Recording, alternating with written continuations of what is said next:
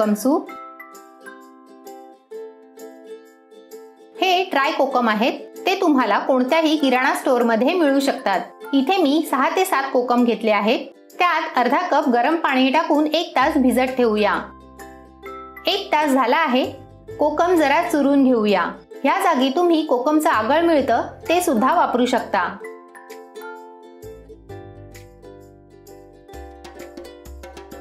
आता हे कोकम ज्यूस गाळून घेऊया। हाय फ्लेमवर पॅन ठेवला आहे, त्यात कोकम ज्यूस आणि 500 ml पाणी टाकूया। चवीनुसार गूळ टाकून बॉईल करूया। कोकमांना ऑलरेडी मीठ लावलेलं असतं, म्हणून मीठ टाकायचं नाही। कोकम सूप बॉईल झाला आहे, गॅस बंद करूया। मीडियम फ्लेमवर तडका पॅन ठेवला आहे, त्यात 1 टीस्पून तूप टाकूया।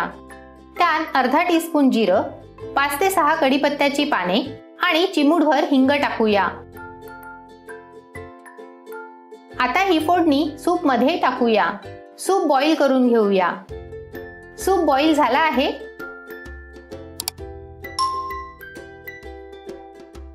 कोकम सूप तयार आहे। बोल मध्ये काढूया। तुम्हाला जर ही रेसिपी आवडली असेल तर व्हिडिओला लाईक, शेअर आणि चॅनलला सबस्क्राईब जरूर करा। कोथिंबीरीने गार्निश करूया।